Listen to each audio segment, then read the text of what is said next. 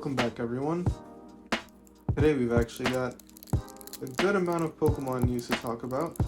I guess with the 2024 World Championships wrapping up in Hawaii, or by this point they have wrapped up in Hawaii, we actually got some news about Pokemon cards that are coming up. But first I'd like to talk about the latest set that came out, Shrouded Fable. I actually, as you've probably seen by now, opened up a couple of Shrouded Fable products. I have to say, I am not a fan of Shrouded Fable. I do love the promos, as I've said like numerous times by this point, but again, I think the pull rates are really bad from what I've seen online and also my own experience, and the hits are not as plentiful. I do have to say that my top favorite cards from this set are the Tapu Bulu, the Houndoom, the Duskull, Dusclops, and Dusknoir, the Monkey Dory, Illustrator Rare, and I think that's pretty much it. Yeah, those are the ones that I like. And the Persian as well. I forgot about the Persian. Persian is in this set. There's some pretty decent cards. It's just they're really hard to pull. So I would say if you really want those cards, it's definitely a good idea to just buy them. I wouldn't buy a whole bunch of products to try to get them because the pull rates are pretty bad in this set.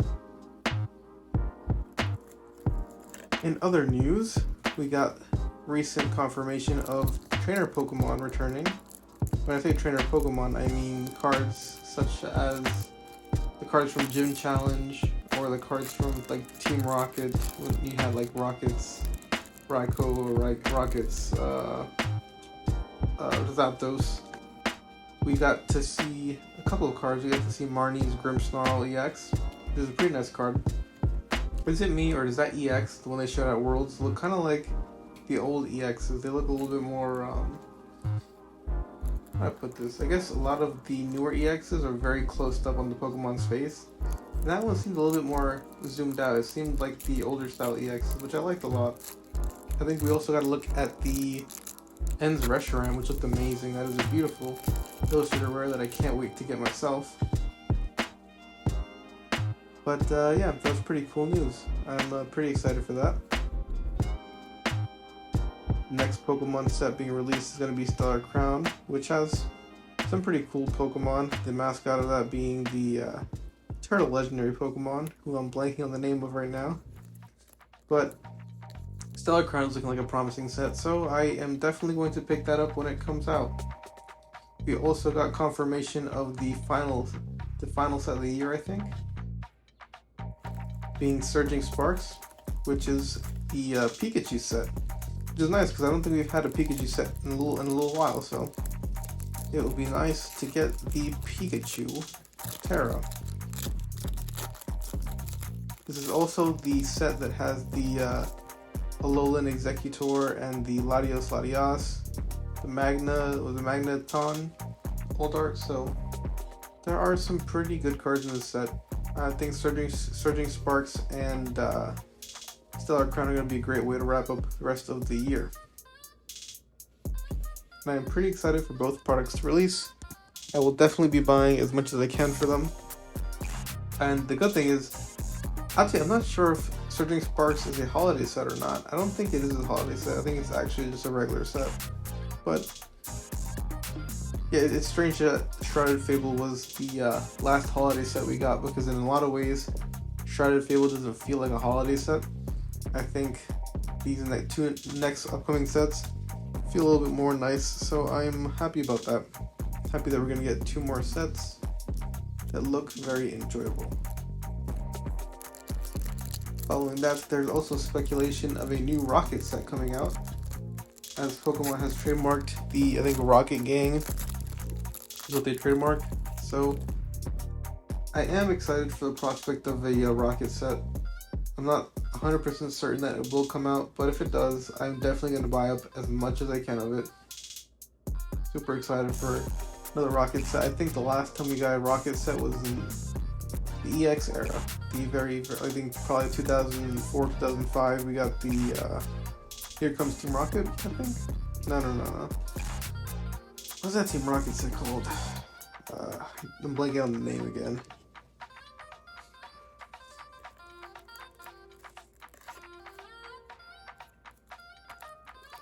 Oh, whatever it was called. Oh wait, was it Rocket's Return, I think? Yeah, I think it's Team Rocket Returns. That was the name of the set. So, last time we had a Rocket set was Team Rocket Returns, and it's been quite a long time. I think that was 2004, 2005. So it's been about 20 years. That is crazy. It feels so weird to say 20 years and like imagine that I was a conscious person 20 years ago, but yes, I was. I was alive and conscious 20 years ago. Pretty wild. That's the majority of the news in the TCG realm. I'm pretty happy with the upcoming products. I am definitely excited to be back into the hobby. But I'm even more excited because I am getting more into the video game side of things as well. I started playing, I played Scarlet and Violet, which I liked a lot. I thought Scarlet and Violet, well, I played Scarlet, but I guess it's kind of the same on both ends, right? I thought Scarlet and Violet was a really, really fun game. I think if it didn't have as many bugs as it did, it would probably be my top 3 Pokemon. Maybe like one of my top 3 Pokemon games of all time. I just thought it was so much fun. You know, I like that you can go on whatever route you choose. I think I definitely made it harder by, I don't remember what route I took exactly. I just know that my first and second gym leader were like level 40s and 50s, so I definitely didn't take the route you're supposed to take. But it was fun because I had like a level 40 Dino. By the time I got to the 3rd gym, it wouldn't listen to me at all, but it was fun to have the Dino.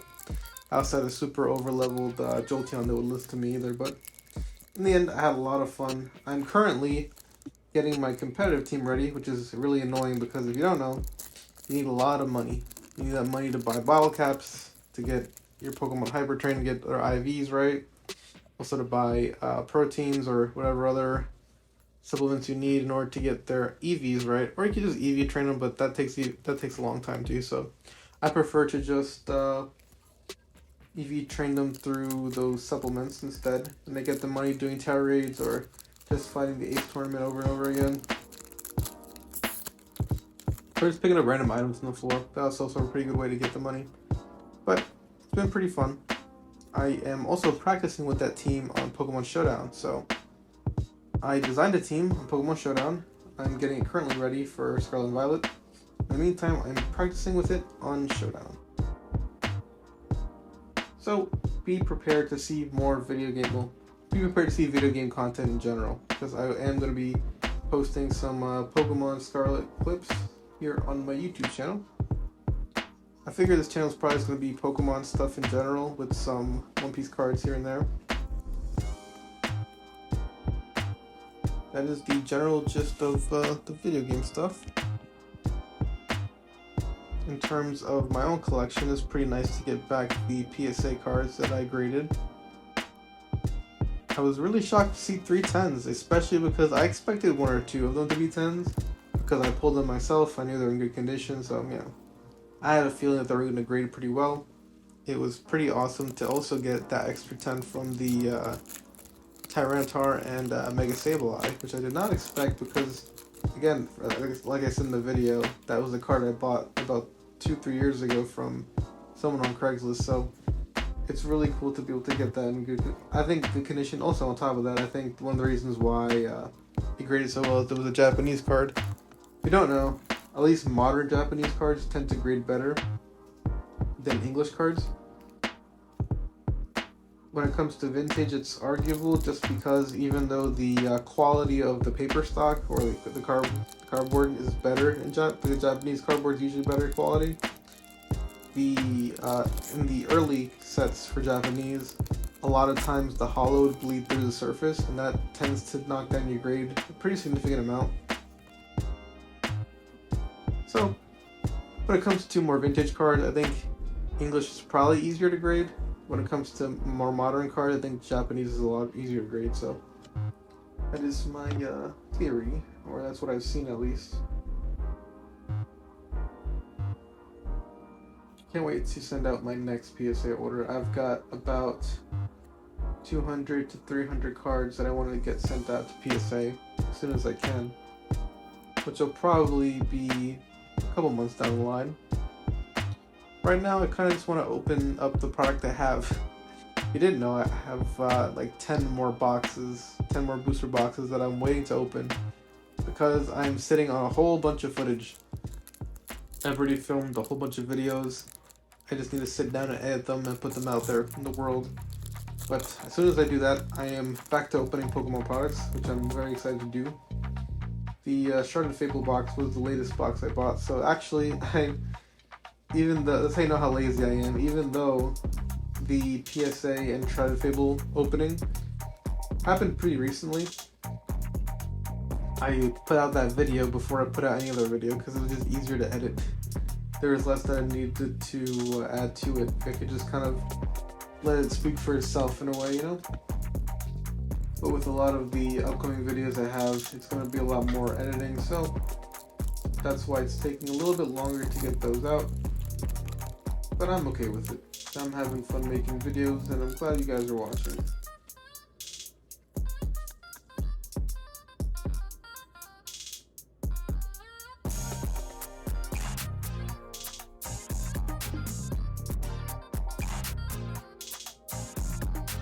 I haven't bought any cards for my personal collection in a little bit, but as soon as I can, I will be buying a bunch more stuff.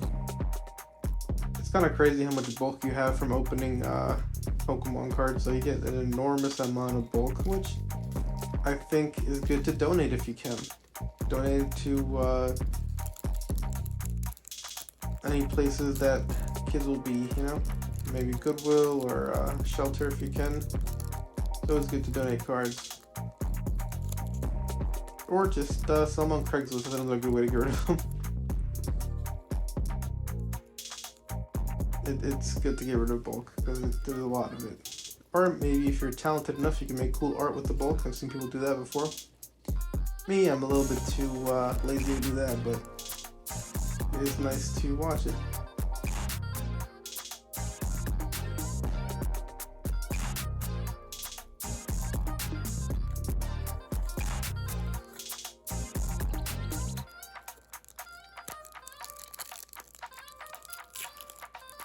In terms of upcoming videos, I think the next couple of videos I'm going to put out are probably going to be related to the video games. Probably just a guide to how to play competitive Pokemon. That'll probably be one of the next videos I put out there. I have a Twilight Masquerade booster box opening that's probably going to come out pretty soon too.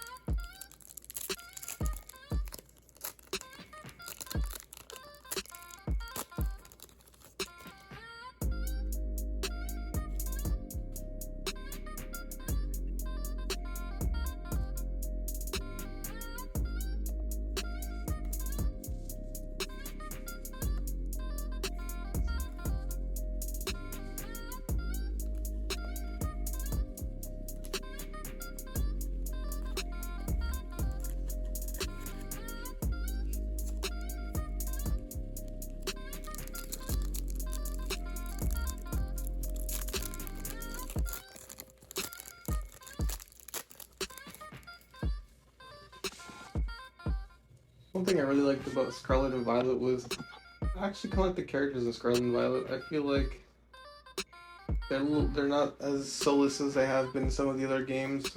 I think, what are your top 5 Pokemon games based off of the story? Or just based off the game in general? Not do the Pokemon, just the game. I think most Pokemon games, when it comes to the story, aren't great, to be honest. Kind of just like the same exact story rehashed like 30 times in a row, but I do think Heart Gold, Soul Silver stand out to me. The original Gold Silver stand out to me. I think the reason why I put Heart Gold, Soul Silver over even the originals is just I think they're just better games technically, and also this having the special split, the physical special split in place made the game a lot more balanced.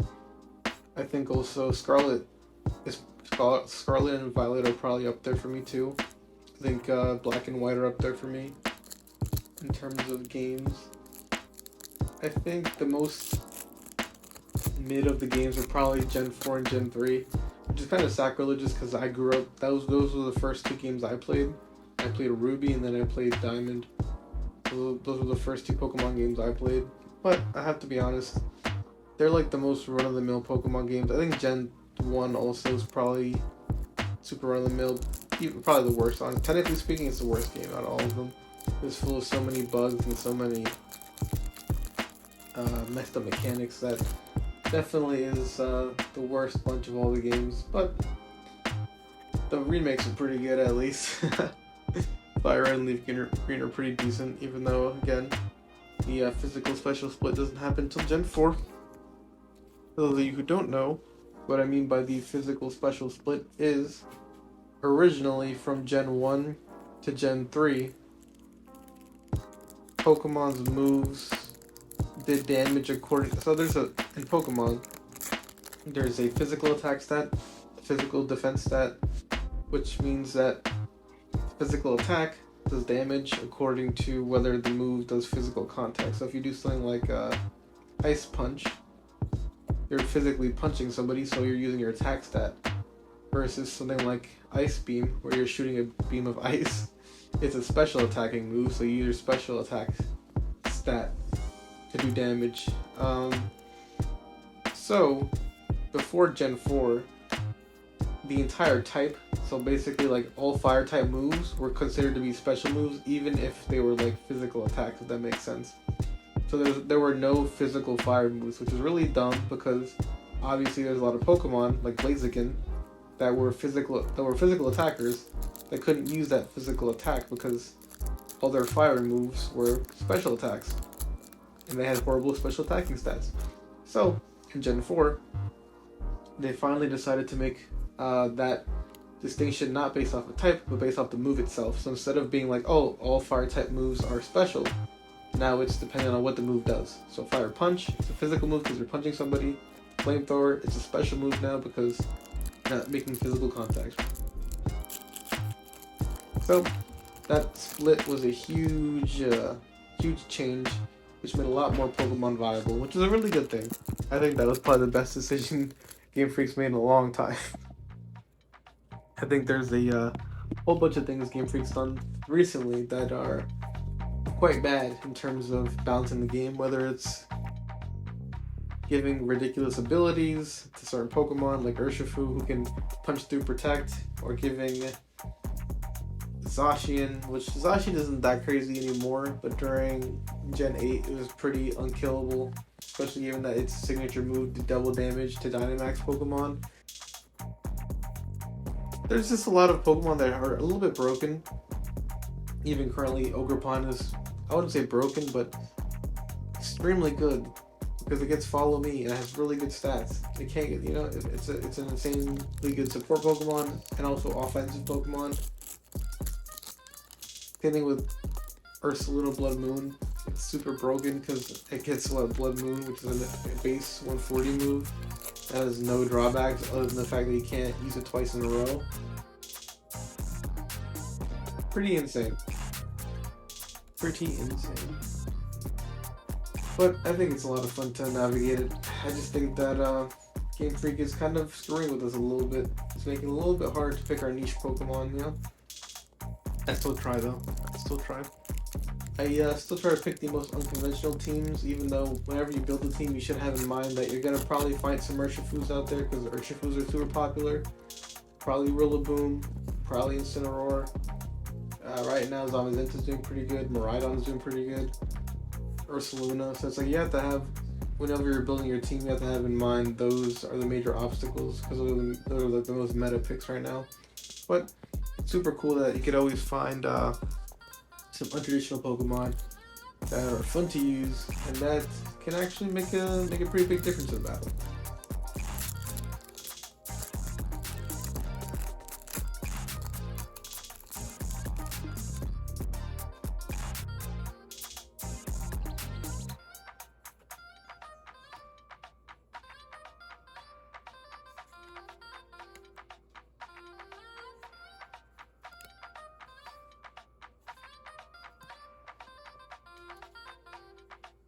With that being said, I think that brings us to the end of our video. So thank you so much for watching.